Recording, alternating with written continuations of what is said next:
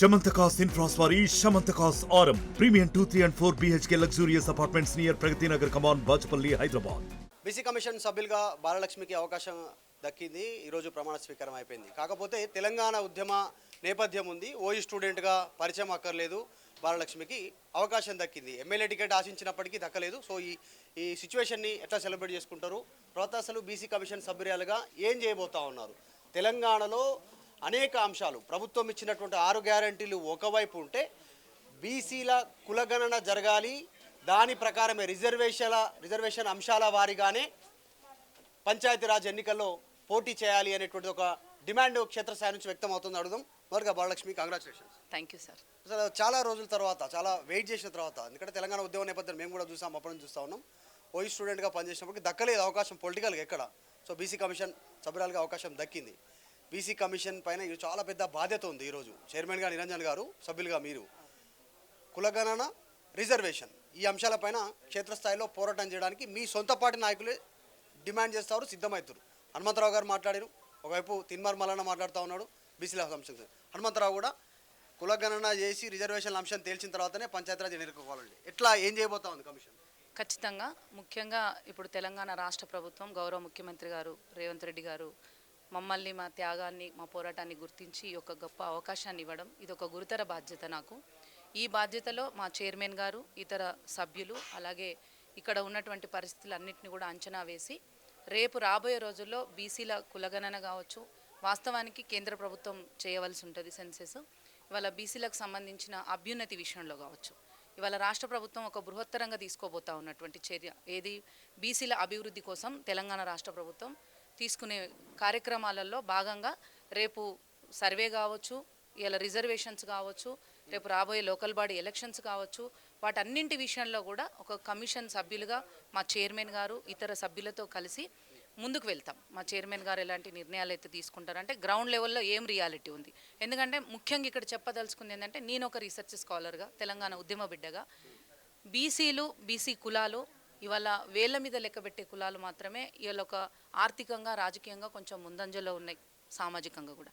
ఇంకా చాలా కులాలు ఇవాళ మోస్ట్ బ్యాక్వర్డ్ క్లాసెస్గా, ఇవాళ సంచార జాతులుగా ఉన్నటువంటి వాళ్ళు, అసలు గుర్తించబడనటువంటి విధంగా ఉన్నటువంటి కులాలు ఎన్నో కూడా ఇవాళ సామాజికంగా కావచ్చు, రాజకీయంగా కావచ్చు, విద్యాపరంగా కావచ్చు, ఆర్థికంగా కావచ్చు, అన్ని రకాలుగా కూడా కొంత వెనుకబడి ఉన్నటువంటి వాళ్ళు ఉన్నారు. వాళ్ళందరి అభ్యున్నతి కోసం ఇవాళ తెలంగాణ రాష్ట్ర ప్రభుత్వం తీసుకునేటువంటి గొప్ప కార్యక్రమాల్లో మేము భాగం అవుతాం.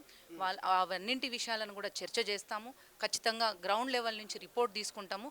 అందరి అభ్యున్నతి కోసం ఇవాళ ముందుకెళ్తున్నటువంటి ప్రభుత్వంకి మేము కూడా ఒక అండదండగా ఉంటూ, బీసీ కులగణన కావచ్చు, రిజర్వేషన్ అంశం ఇది క్షేత్రస్థాయిలో ఇందాక అయిపోయాం. ఒకవైపు ప్రభుత్వ పథకాలు ఒకవైపు ఉంటే ఇదొకటి దాదాపు సరిసమానంగా ప్రజల నుంచి ఉన్నటువంటి డిమాండ్. మీరు అన్నారు ఇందాక రాజకీయ పరంగా, నిజంగా దాని అవకాశం కోసం ఎదురు చూస్తున్నారు. రిజర్వేషన్లు చాలా క్షేత్రస్థాయిలో ఎదురు చూస్తూ ఉన్నారు చాలా మంది. ఈసారైనా మాకు అవకాశం దక్కుతుందేమో పోటీ చేయడానికి ప్రజాప్రతినిధులుగా అని చెప్పేసి.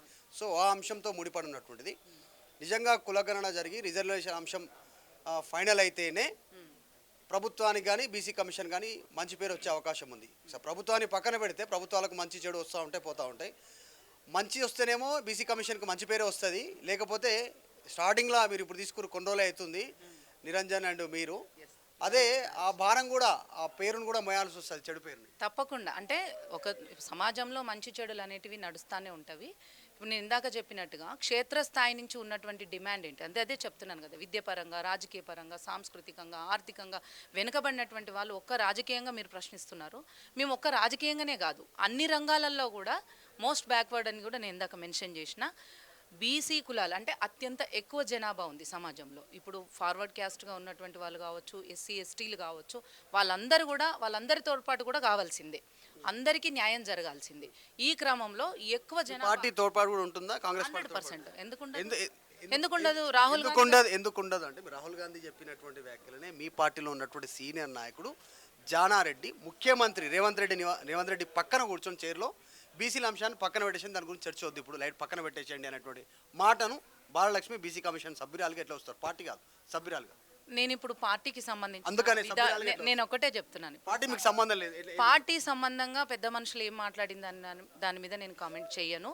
సభ్యురాలుగా మాత్రం అది వారు ఏ పరిస్థితుల్లో ఎలా మాట్లాడినారు అనేది కాంగ్రెస్ పార్టీకి సంబంధించి కావచ్చు, పార్టీ పరంగా దానికి సంబంధించి నేను కామెంట్ చేయను. సీనియర్ నాయకులుగా వాళ్ళు ఉన్నారు, వాళ్ళు మాజీ మంత్రులుగా కూడా ఉన్నారు, దాని మీద నేను కామెంట్ చేయను. ఒక బీసీ కమిషన్ సభ్యురాలుగా మాత్రం మేము ముందుకెళ్లే క్రమంలో మాకున్న విధి విధానాలు మా చైర్మన్ గారు మిగతా మెంబర్లతో కలుపుకొని ఖచ్చితంగా మేము ముందుకెళ్తాం.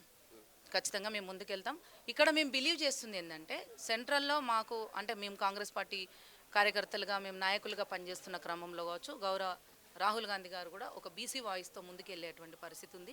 ఇక్కడ గవర్నమెంట్ కూడా అంటే గౌరవ ముఖ్యమంత్రి గారు రేవంత్ రెడ్డి గారి సారథ్యంలో ప్రభుత్వం కూడా ఒక బృహత్తర కార్యక్రమాన్ని ఎత్తుకోబోతా ఉంది. సరే, నేనైతే ఈ సందర్భంగా నేను చెప్పదలుచుకుంది ఏంటంటే, నేను బీసీ కమిషన్ సభ్యురాలిగా మా చైర్మన్ గారు మా సభ్యులు ఇతర సభ్యులతో కూర్చొని చర్చించిన తర్వాత ఎలా విధి విధానాలు ఉంటాయి అనే దాని మీద నేను ఖచ్చితంగా మాట్లాడతాం భవిష్యత్తులో. ఇప్పుడు మాత్రం మేము ఇవ్వాలే ఛార్జ్ తీసుకున్నాము. మేము ఇతర అంటే కాంగ్రెస్ పార్టీ నాయకుల కామెంట్స్ గురించి కానీ పెద్దల కామెంట్స్ గురించి కానీ నేను కామెంట్స్ చేయను. Right, okay. ఎలాంటి ఒత్తిడి లేకుండా ఇప్పుడు ఎందుకంటే మొన్నటి వరకు కాంగ్రెస్ పార్టీ సభ్యురాలు కార్యకర్త వాళ్ళే నియమించారు, వాళ్ళే నామినేట్ చేసారు, ఓకే, అంతవరకు ఓకే. అఫ్కోర్స్ అంత సాధారణంగా జరిగే ప్రక్రియనే, కానీ ప్రెజర్ లేకుండా పనిచేస్తుందా బాలలక్ష్మి? 100% పనిచేస్తాను. ఎందుకంటే నేను ఉద్యమ నేపథ్యం నుంచి వచ్చిన నా నేపథ్యము, నా హార్డ్ వర్క్ గౌరవ ముఖ్యమంత్రి గారికి తెలుసు. నా యొక్క విధి విధానాలు అంటే నేను ఎలా పనిచేయగలుగుతానని కూడా వారికి తెలుసు. కాబట్టి నేను ఇక్కడ ఫిట్ అవుతాను అనుకున్నారు, నాకు ఇక్కడ ఒక బాధ్యతాయుతమైనటువంటి స్థానాన్ని నాకు కల్పించారు.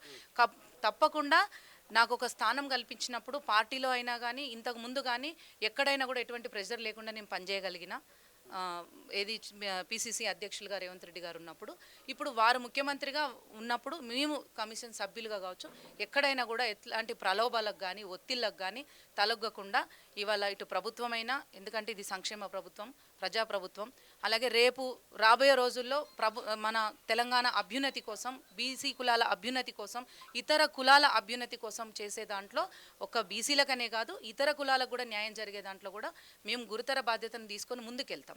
ఎక్కడ కూడా బీసీ కమిషన్ సభ్యురాలిగా బాలలక్ష్మి బీసీలందరికీ ఏం చెప్తారు? ఇక్కడ నుంచి ఏం చెప్పాలనుకుంటున్నారు? నేనేం చెప్పదలుచుకున్నానంటే, ఒక బీసీ బిడ్డగా నన్ను గుర్తించి గవర్నమెంట్ నన్ను నియమించినందుకు ముందుగా ధన్యవాదాలు తెలియజేస్తూ, మా బీసీ బిడ్డలందరూ కూడా ఇతర కులాలతో కలుపుకొనే, ఎందుకంటే బీసీ కులాలంటేనే వృత్తి కులాలు. మానవ శరీరంలో అన్ని అవయవాలు పనిచేస్తే ఎలా అయితే మనం మనుగడ సాగించగలుగుతామో, ఇక్కడ మన మనుగడ కోసం ఉపాధి కోసం ఏర్పాటు చేసుకున్నటువంటి ఇన్ని కులాలలో అందరం కూడా ఒకరికొకరం చేయూతనిచ్చుకొని ఒకరికొకరం కలిసిమెలిసి మనతో పాటు అంటే కొన్ని కులాలు ఇందాక నేను చెప్పినట్టుగా కొన్ని కులాలు అభివృద్ధిలోకి వచ్చినాయి, మిగతా కులాలు రాలేవు, వాళ్ళని కూడా కలుపుకుంటూ మనం ముందుకెళ్లాలని చెప్తూ అన్ని బీసీ కులాలు ఐక్యమత్యంతో ముందుకెళ్తే ఖచ్చితంగా సామాజికంగా, రాజకీయంగా, ఆర్థికంగా, విద్యాపరంగా అన్ని రకాలుగా సాంస్కృతిక పరంగా కూడా తెలంగాణ సంస్కృతి ఉట్టిపడేలాగా మనం ఖచ్చితంగా పనిచేసుకుంటాం. అందరం కలిసికట్టుగా పనిచేసుకుందాం. బీసీ కమిషన్ సభ్యురాలుగా మీ అందరి సలహాలు సూచనల కోసం కూడా బీసీ పెద్దల దగ్గరికి మేము వస్తాము. అలాగే బీసీ బిడ్డలు ఎవరైతే ఉన్నారో మీకు ఏ ఇబ్బందులున్నా ఏ బాధలున్నా కూడా మా దగ్గరికి రావచ్చు. రైట్, ఇది బీసీ కమిషన్ సభ్యురాలుగా నియమైనటువంటి బాలలక్ష్మి చెప్తా ఉన్నారు. ముఖ్యమంత్రి చెప్పినా కూడా బీసీల విషయంలో కాంప్రమైజ్ కానంటున్నారు బాలలక్ష్మి. వీడియో జర్నలిస్ట్ జాఫర్తో మధు మల్కెడ్ గారు, హైదరాబాద్.